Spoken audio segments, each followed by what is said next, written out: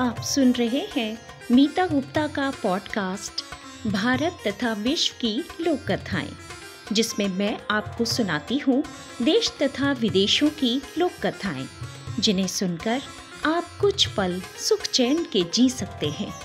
जी हाँ, अगर विश्वास नहीं तो सुनकर देख लीजिए।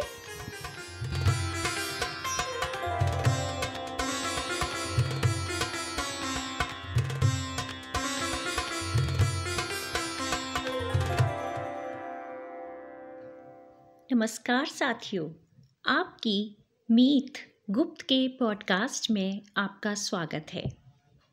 आज की कहानी रूसी लोक कथा है, जो people's publishing house private limited द्वारा प्रकाशित पुस्तक रूसी लोक कथाएं से ली गई है और जिसका वाचन किया है आपकी मीत गुप्त ने। और कहानी का नाम है किसान और भालू। एक किसान शलजम बोने के लिए जंगल में गया। वह हल चला रहा था कि इतने में एक भालू आया और बोला, किसान, मैं तेरी हड्डी पसली तोड़ डालूंगा। तो किसान ने कहा, नहीं रीछ भाई, ऐसा नहीं करो। उसके बजाय शलजम बोने में मुझे मदद दो। उसकी जड़ें मैं ले लूंगा और पत्ते तुम ले लेना। भालू ने कहा, अच्छा, लेकिन खबरदार, अगर मेरे साथ धोखा किया तो फिर कभी भूल कर भी यहाँ मत आना। यह कहकर भालू जंगल में चला गया। कुछ समय बाद शलजम बड़े हो गए। पतझड़ का मौसम आया तो किसान शलजम निकालने के लिए गया। तभी भालू भी जंगलों में से बाहर आया और किसान से बोला, आओ किसान, हम शलजमों का बंटवारा कर लें।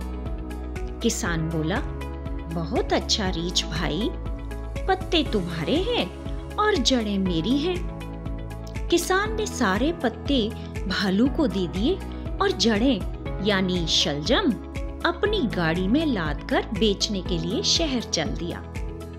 रास्ते में उसे भालू मिला। भालू ने किसान से पूछा, किसान, तुम कहाँ जा रहे हो? किसान ने कहा, मैं शहर जा रहा हूँ रीछ भाई, इन जड़ों को बेचने के लिए। तो भालू बोला, देखूं तुम्हारी जड़ों का स्वाद कैसा है। किसान ने एक शलजम उसे खाने को दे दिया। भालू ने उसे चखते ही गरज कर कहा, ओ, तुमने मेरे साथ धोखा किया है। तुम्हारी ये जड़ें तो मेरे पत्तों से बहुत मीठी हैं। खबरदार, जो अब कभी लकड़ी काटने और खेती करने के लिए मेरे जंगल में पैर रखा तो मैं तुम्हारी हड्डी पसली तोड़ डालूंगा। अगले साल किसान ने उसी जगह पर गेहूं बोया। वह फसल काटने को पहुंचा तो देखा कि वहां भालू खड़ा उसका पहले से ही इंतजार कर रहा था। भालू ने किसान को देखकर कहा, इस बार मुझे धोखा नहीं दे पाएगा तू, ला मेरा हिस्सा दे। किसान ने कहा, अच्छा, यही सही। इस बार रीछ भाई, जड़ें तुम ले लो, मैं पत्तों से ही संतोष कर लूंगा। दोनों ने फसल काटी। किसान ने सारी जड़ें भालू को दे दी और अनाज अपनी गाड़ी में लादकर घर ले गया। भालू ने जड़ों को खूब चबाया, मगर वह तो लकड़ी चबाने के बराबर था। भालू को किसान पर बहुत गुस्सा आया और इसीलिए कहते हैं कि उसी दिन से भालू और किसान एक दूसरे के दुश्मन बने हुए हैं।